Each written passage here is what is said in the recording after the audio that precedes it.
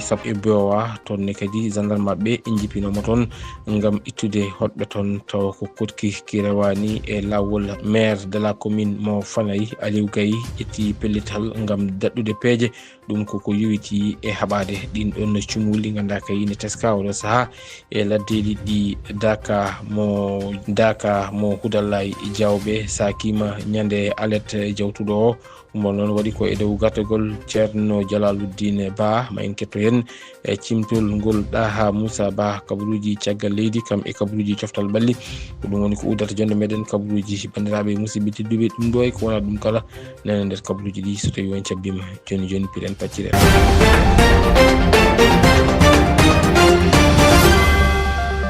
jam nyalemon bandirabe musibe tedduɓe hettiɓe ɗiɓe tiyankoɓe haalirde pindi radio sawtu ngol neɗɗo foɗo e Mariste villa 92 s to karallagal ngal woni toon ko Seydina Omar Boun Khaddab Diop ɗo yeeso haalirde nde ko musidɗo moɗon Djiby Dieng kabaruji men e demgal pular eɗen puɗɗoro e jagorɗo kalfinado ko juwiti e humpito kam e jaydirɗi ɗo e nder leydi Sénégal caggal nde o habri wonande on ɗon plateforme ko yuti e balle e pewtude e galleji jaynirɗi nder leydi ndi wonde udditama ene wayno noon ɓe ganduɗa kañum goni CDEPS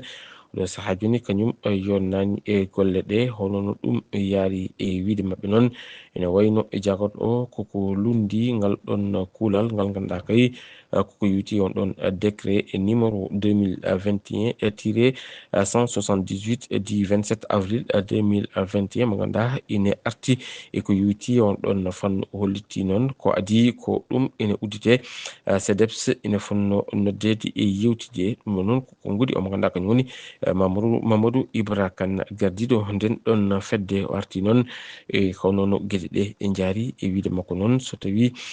kay ɗum ɗon laatima kamɓe apponno hen wottorede mbawa yewtide e jagorɗo peeje daɗɗe holno no ɗiɗon ha galleji e jaynirɗi hani eɗen ɗon balle ɗe ganduɗa kay ne fayi e galleji jaynirɗi holno ɗum yuɓɓinirte ha moni kala o wawa hebde hen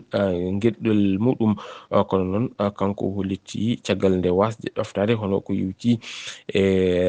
hormade ɗen ɗon kuule kanko ɗum hollitti wonde kay e ma o yettin ɗum to ɓen ɓe ganduɗa kañumen goni towɓe taw kadi ko toppitiɓe on ɗon fannu mbawa ɗoftade kala ko yuti e haqqeji ɗi ganduɗa kay ko galleji e jaynirɗi gondito e nder leydi ndi mbawa hebde hen moni kala gueɗal muɗum taw ko e dow transparence woni kay on ɗon gestion mo ganduɗa kay koko fewti e ballal fewde e din ɗon galleji e jaynirɗi so en gummima e on ɗon fannu kalen ko yuti e alhaali e dawrugol sarɗiyanke jaaɗo e kan ɗon landa APR Abdou Mbow caggal nde o bismano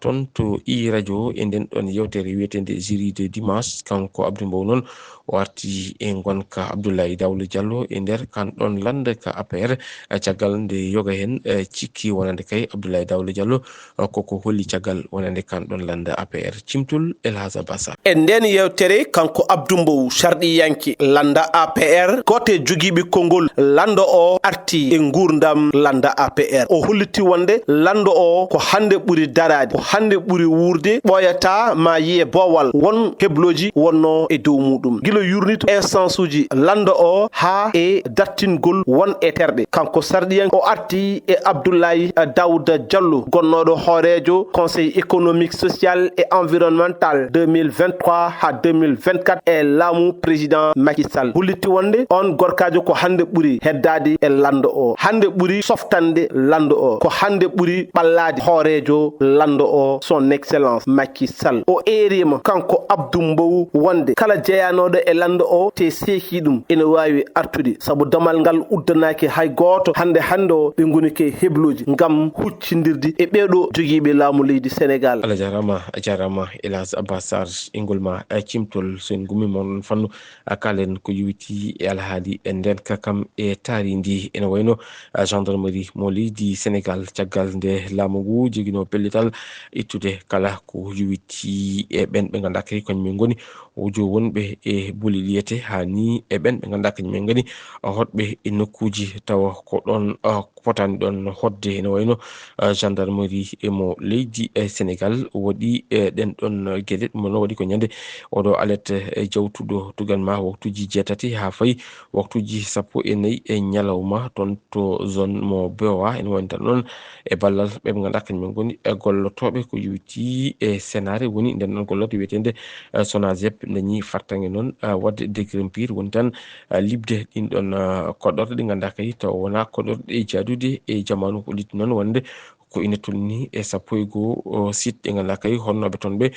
koɗirano toon no fewiri kamen kala ɗin ɗon galleji ɗin ɗon siɗuji ɗi ganduɗa ko koɗɗorɗe ɗen ɗon kala liɓama ha memi e leydi tawa ko on ɗon opération moɓe mbaɗi ɗum ɗon noon ari tan ko e nden ɗon eɓɓole ganduɗa kay laamu leydi Sénégal ene jogui ɗum gam haɓade kala ko yowiti e ɗin ɗon occupation biyeteɗi ko wiyete ko occupation anarchique e nder lamorgo ngo Dakar hani e yoga e nokkuji tawateɗi ɗo e nder leydi Sénégal koye on ɗon fannu keddotoɗen toon to diwan mo Kédougou ko way noon ko kam woni ko yuɓɓina toon to diwan mo Kédougou ɗum ko caggal nde ɓe dokkano balɗe 15 kamɓe ganduɗa kay ko kamɓe woni wonɓe ɗin ɗon booli nde luɓirta ɗin ɗon booli caggal nde happo o gasi noon ene wayno ardiɓe on ɗon diwan natani ittude wonɓe e booli ɗiyete gam yaccinde laabi ɗi caggal nden ɗon eɓɓore noon yoga hen ina jaadi hen yoga hen kañumen kolliti ene ponno dusede ko yowiti on ɗon fannu cimtol Alassane Seydou Fall. kono noon laamu Sénégal ngu wirno ni wonde kala beddaji fof jaccine ɗo nder Kédougou noon ko balɗe 10 tan ɓe dokkano ko ɗum waɗi hande o kala ɗo garɗa e nder wuuro he tawata tan ko ganduɗa hoore maɗa yimɓeɓe ene keblo ɗum jiiɓi tigana ko responsable politique mawɗo tawi jeeya koye landa PDS ne artana men e yiyande mum côté an dal mi ko moƴƴi par ce que ɗonugol lawol ɗum foof no yiiɗi ɗum par ce que si laaɓi ɗi moƴƴi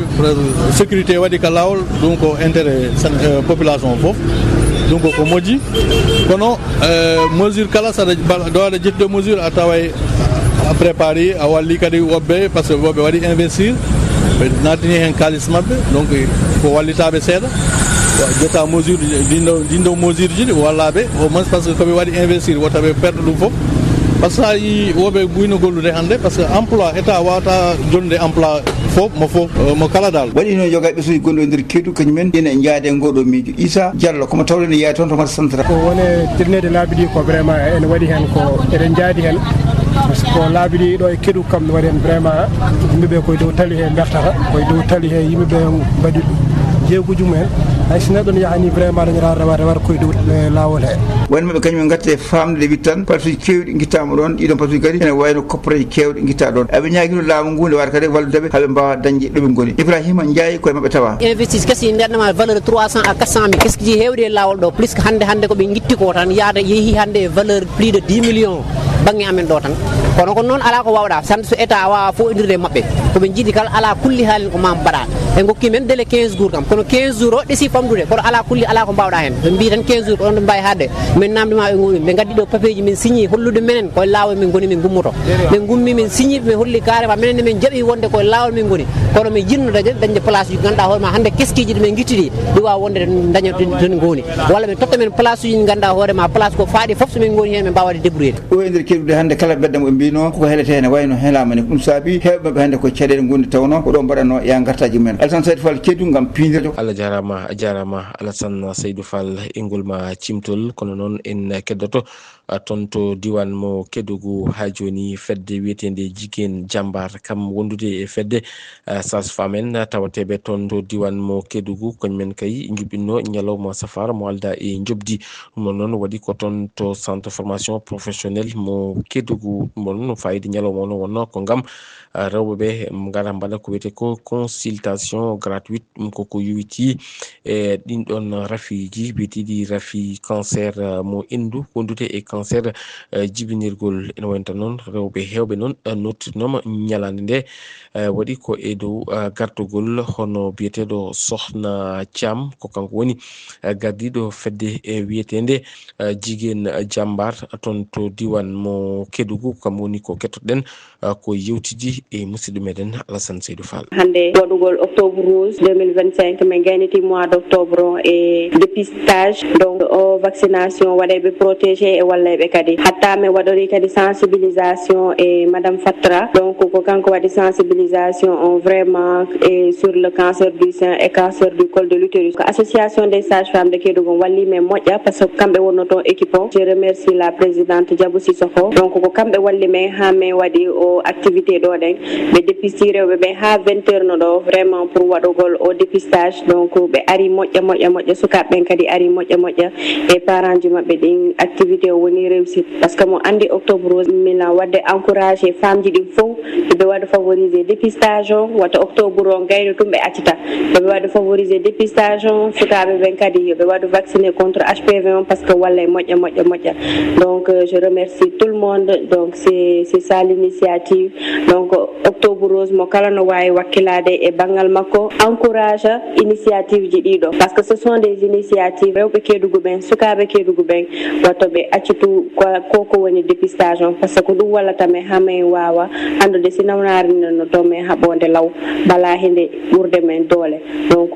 jiguen jambarno ɗo inchallah on va continuer e mo kala no wawi wadde initiative ji ɗin partage woni autopalpation memugol indi ɗin dara sigul ala ton walla si a forme orange hara indi ɗin kadi no yaltude goɗɗum ɗum fof ko darugol debbo no wawi darde ɓandu mum ha anda si tawi ko waɗi anormal no ton ɗen donc ko ɗum min woni ñagade fof vraiment jiguen jambar no jarnude fof. Vous écoutez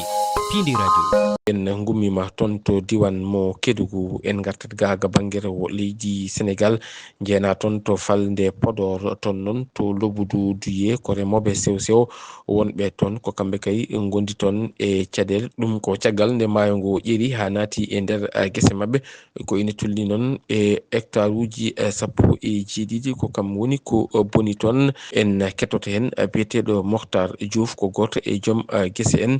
boniraɓe hen kanko noon o yewtidi ko e Seydou Mamadou Dia. Hande komin dawno ɗo e Podor waytade caɗele amen keptiɗe amen e wonande ndema amen komin ndemno min ndemno FADEC Duye mais OFA o heedi ko côté Ndiayen Penda o leydi ndi woni ke nder commune Ndiayen Penda ko hen min ndemno ɗon ko kaani min ndemi hen ko jayeje e basalle fof min ndemi hen en plus kadi komin wanno pépinière uji soble pour wadde campagne soble gil fuɗɗi noon kam gil min mbaɗi démarré presque ilam ɗam ɗo ernde ko wone wadde menacé guesa ba yimɓeɓe ko hen goni en mbaar jamme ñalawma ene ñalla e guesa ba ene mbaala hen en même temps pour wadde protéger guesa ba woto ɗilti façon fo tampere kam tampama hen kala façon kam tampere tampama hen min mbaɗi hen kala ko min mbawno mais à la fin ndiyam ɗam ɓuuri yimɓeɓe doole fusiri ko jamma vers 4h du matin ko nden fusi hectare uji ma gona hedde 17 hectares wona variété goto rema ɗon kanki kam ɓuuri hedde par ce que kanki sa calcule won hedde 11 hectares ko heddi ko soble en jayejen a gawano maraîchage dal awano hen ko ɗum guesa coopérative ko guesa ba tout golbal kam fof kam 60 hectares mais que 17 hectares o wayano hen campagne on woni naati ko ndiyam guesa ba aba liggodirta e SAED wanno aba remta maaro aɗa andi SAED kañum ɓuuri wawde liggodirde ke remoɓe maaro mais remoɓe maraîchage toujours ko côté mumen tan kewi yawde banggue moyeji mumen jiiɗi ko wullitade to banggal laamu so tawi won moyeji ɗi laamu jogui wallidde wonande loriɓe e gueɗe bayɗe ni ɓe ganduɗa gueɗe mumen koko boni hen a wawa qimade million ngaji bonɗi ɗon par ce que kaani kam neɗɗo foof ene andi 1 hectare kaani tan so tawi rewi lawol woyin fotni waade ko waɗata ko récolté ko haalis woni ɗon saka noon ken woni 11 hectares en plus soble ɗe ganduɗa ɗiɗo ko mbaɗa pépiniére ma woni hedde 2 millions walla 3 millions plus ko waɗa répliqué ha paari ha jomum en miijo weddade hen engrais noon ndiyam nawiri ɗum ɗo ko pertement mo gandanɗa hoore ma muus janɗe dow amen campagne o so tawi no waɗi déroulé o woni normal o wonani o famɗani mbeɗa andi kam 100 millions wawi yaltude hen par ce que kaani ki tan ɓoli 11 hectares o ɓol so moƴƴi o wawi ɓuurde 100 millions saabu récolte mo gandanɗa hoore ma hectare wawi récolte par jour 600 000 walla 700 000 aɗa andi ɗum ɗon kam sa waɗi ɗum plus de 3 mois walla 4 mois waɗa récolte tan ko haalis wonata keddoɗen e on ɗon fannu toon to falde Podor ha joni to commune mo Fanayi maire o Aliou Gaye ƴetti pellital ngam haɓade ɗin ɗon cumuji ladde ɗi ganduɗa kay ina teska oɗo saaha e laddeji ɗi ko ɗum ji sababu noon o ƴetti pellital ngam wadde e kandorɗe e ladde nde woni ko wiyete ko parfo ɗum ɗon noon ko ngam tan wawde falade ɗin ɗon jeyɗi ko noon kadi waɗi e rango e moni kala en nde mbattata hakkillaji ɗin ɗon jeyɗi kanko Aliou Gaye maire de la commune mo Fanayi ko kam woni ko kettoɗen ha joni ƴetti haala makko ko musidɗo meɗen Seydou Mamadou Dia. Parfo inchallah so Allah jaɓi ko ɓawa janggo jiɗɗen fuɗɗade hay so tawi parfo tan yonani foko wonde e ndenka foko wonde e rentade te hande ko ɗum saɗi pour le moment cumgu ene heedi ko haaɗi koye heedi men ɓe so a yottade men mais so keedi ɗum a sumarama tan a sumarama ɗum waɗi kalde sumi e Ndiayene Penda o walla e Guédé village o yimɓe men ummoto ga e commune Fanaye Dia balloy ɓen ɗon ñifde sabu ko enen ndendi caɗele ko enen ndendi fof ɗum noon eɗen jiiɗi fuɗɗade parfois ɗi ɓaawo jangga eɗen jiiɗi kadi wiide yimɓeɓe kala hotɓe e laddeli ɗi ɓuuri ko ene heewde cuuɗi ko cuuɗi huuɗo yooɓe ndem taaro galleji mabɓe sababude en ganda hol cuumu ummoto en ganda hol waktu cuumu waɗata en ganda ɓe tawata ɗon en ganda hendu ndu no wayata ɗum waɗi ndentoɗen ndemen taaraɗen galleji ɗi pour mbawen hisnude koɗorɗe te kadi enen eggoɓe kadi fof ko balla yimɓe ballodira e joom ladden ɓe hotɓe ɗonete pour usten cumol ɗi e simmotoɓe walla wonɓe otoji ɗi ko ɓen kadi ko probléme aji mawɗi te hikko huuɗen heewi o te o ko towi kala hen ko sumi on jii no wayata ni ɗum noon yallah waɗanen moƴƴere wonno ko Aliou Dia maire de la commune mo Fanaye taw ƴetti haala makko ko Seydou Mamadou Dia. Vous écoutez Pinde Radio, nous émettons depuis Anne-Mariste, Villa 92S. Hudallay Diawɓe ko wuro tawatengo e nder falde Podor ton noon jaɓɓanoma toon kolol hitande ujunnaji ɗiɗi e nogas e joyi ɗum koko yowiti e daka baɗo toon e hitande kala daka o noon waɗata koye dow gardugol ceerno Jalaluddine Ba ko kewal julɓe timmogal woni ko arno tawtorede e daka hitande hikka o tawi noon yimɓeɓe gummirima e banggueji kala gam arde wennade nde ɗon moƴƴere Allah golle kewɗe noon gollama hen ina wayno dowuji mbalama toon fewde e leydi ndi hani e aduna o kala caggal ɗin ɗon ñalɗi diine l'islam cakugol ngol noon wonno ko ñande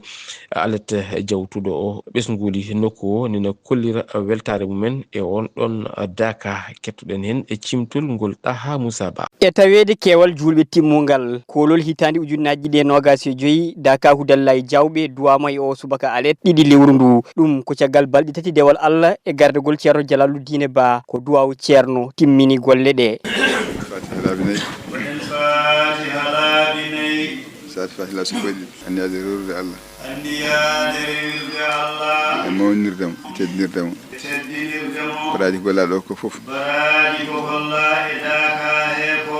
mbaɗa hade la sallah sallam en lumti ceerno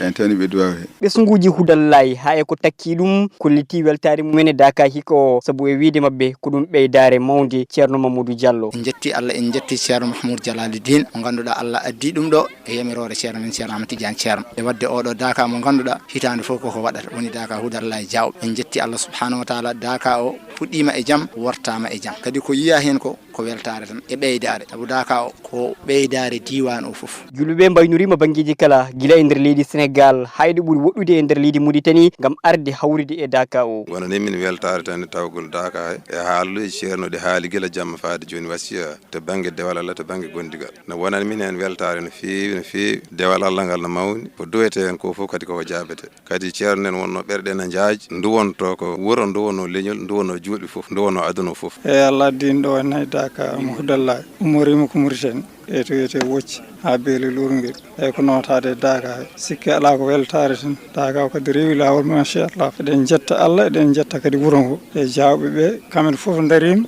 rendude daka o yo feew ko heewi e dewe Allah gollama e ɗi ñalɗi diine ko foof rendina duwa e nden ñalande cakol duwana foof en. Assalamu aleykum wa rahmatullahi taala wa barakatuh. Wa aleykum assalam wa rahmatullahi taala wa barakatuh. Ɗaha Moussa Ba Hudallay Diawɓe Pindi Radio. Allah jarama a jarama Ɗaha Moussa Ba kongol ma cimtol uddi jonde meɗen kabaruji nder leydi joni en jabanat kabaruji caggal leydi. Pindi Radio, la page internationale. Kabaruji caggal leydi e Pindi Radio. Kabaruji caggal leydi pudortoɗen ko ton to leydi Guinée caggal nde o fattano wonde ma o ya joƴinoyde toon ko woni candidature makko tonto Cour suprême mo leydi Guinée kanko hoorejo leydi ndi général Mohamadi Doumbouya o wattindima yetade toon sanga waktuji 16 e ñalawma hanki o mo ganduɗa kay koye monno ñalawma cakkitiɗo ko yowiti e juɗɗinoygol candidature muɗum ɗum ko yowiti no sumgoji lefol lam nde ganduɗa kay ene tijja ñande 27 lewru décembre e hitande nde gonɗen nde tonto leydi e Guinée kanko Mohamadu Doumbouya noon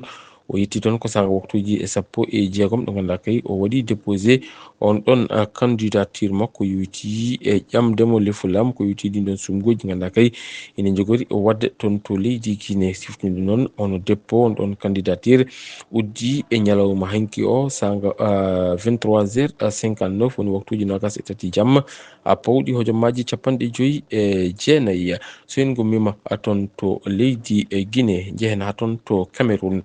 toon noon caggal ɗin ɗon seppuji e garmi garaji ganduɗa kay mbaɗi e ɗeɗo balɗe jawtude ɗum ko caggal nde ɓe ganduɗa kañumen goni conseil constitutionnel mo leydi Cameroun ɓayyini résultat ji ɗum koko yowiti e ɗin ɗon sumgoji bannoɗi ene wayno société civile mo leydi Cameroun oɗo saaha joni haɓen ƴeewa wadde bilan ko yowiti e ɗin ɗon violence uji ganduɗa kay ko yowiti onon poste électoral balɗo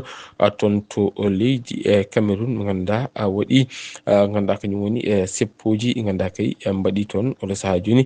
fandare nde ko yidde darnude e bilan gam andude holno foti yimɓe gañi hen e holno foti yimɓe maayi hen e holno kadi foti yimɓe bonira hen ɗum kala société civile mo leydi Cameroun ina ani ɗum yuɓɓinde so en gummima toon to Cameroun e jahat toon to Soudan caggal nde ɓe ganduɗa kañumen goni pelle ciɓɓitiɗe kañumen kefti on ɗon ville biyeteɗo Fasher ene wayno toon noon oɗo saaha joni teskama yimɓe hewɓe nana doga ene jalta on ɗon ville taw noon ɓen ɗon yimɓe kala ko civil en ɓe ganduɗa kañumen goni toppitiɓe ko yowiti hakkeji aade kolliti oɗo saaha joni ene wayno wargoli pahiɗi ina teska toon to leydi Soudan e wiide mabɓe noon ko ina tulni e ujunnaji 2 neɗɗo kañumen kay goni ko mbara ko ina tulni noon e 12 ujunere ganduɗa kay keeɓi dogde yaltude toon to leydi Soudan e nder yontere hewɓe mabɓe noon oɗo saaha joni nana tawe toon to leydi Tchad ɓe kolliti noon ko ina ɓuura million pawɗo temedere ujunere mo ganduɗa kay ko réfugié Soudan en nana tawe toon e ɗin toon nokkuji kasi ha laabi ceer kabaruji meɗen caggal leydi joni en jabnat kabaruji coftal ɓalli. La page sport sur Pindi Radio. Kabaruji coftal ɓalli e Pindi Radio. kabaruji caftal ɓalli puɗorɗen ko yowiti e match bannoɗo hanki hakkude Everton e Sunderland ɗum koko yowiti e Premier League toon to Angleterre caggal Iliman Ndiaye ngal ɗon puttal payodingal ngal o waɗi e on ɗon bi payodinɗo mo o marki kanko Iliman Ndiaye o yalti e ngal ɗon puttal kono noon o yaltiri ko gañande nden ɗon gañande noon ko caggal nde ɓe petti hojommaji 61 ene wayno noon waddino kulhuli fewde ɓe mo ganduɗa kañum woni ɓesguli leydi Sénégal mo ganduɗa kay nana heblono puttal cihlagal hakkude muɗum e leydi Brésil kono noon kadi Sénégal nana heblono on ɗon Coupe d'Afrique des Nations wonta noon mo ganduɗa kañum woni keblowo on ɗon kippo mo Everton David Moyes omona deccina hakkillaji ɗi e wiide mo koye gañande nde wona gañande fakidde ko gañande musalla woni ko wonduno omo ganduɗa kam woni Iliman Ndiaye omo ganduɗa kam woni keblowo kippo gendijo mo leydi Brésil Carlo Ancelotti kañum ɓayini dogol fettoɓe ɗum koko yowiti ngal ɗon puttal cihlagal ganduɗa kay ne jogori wadde hakkude leydi Sénégal kam e leydi Brésil ɗum noon wonata ko ñande 15 e lewru novembre nduɗon gonɗen toon to Angleterre to ganduɗa kay ko woni Al Emirates Stadium to Arsenal ngal ɗon puttal noon omo ganduɗa kañum woni Carlo Ancelotti waɗi convoqué ko ina tulni nogas e jeegom pettoɓe ɓen nogas e jeegom pettoɓe noon ina tawe hen omo ganduɗa kañum woni João Pedro pettowo toon to Chelsea André Santos mo Chelsea wondude omo ganduɗa kañum woni Estavio wondude kadi omo ganduɗa kañum woni Vinicius Junior kam e Rodrigo kamen kala ina tawe e ngol ɗon doggol ngo ganduɗa kay e Carlo Ancelotti ɓayyini ɗum so en gumima on fannu kalen ko yowiti e Coupe du Monde U17 mo ganduɗa kay enen waɗa e ñalawma hanki o waɗino pottite nden ɗon pottite noon ɓe ganduɗa ko kañumen goni Costa Rica ko moccodirno e Émirats Arabes Unis ko ɗekki ɓe mbaɗi goto gotel e gotel. Afrique du Sud ko kam foli Bolivie loggi tati e gotel. Sénégal hakkude mum e Croatie mari ko ɗekki ndiga e ndiga. Maroc ko fiya ko Japon fi ɗum loggi ɗiɗi e ndiga. Argentine ko kam foli Belgique loggi tati e ɗiɗi ɓe ganduɗa kañum men goni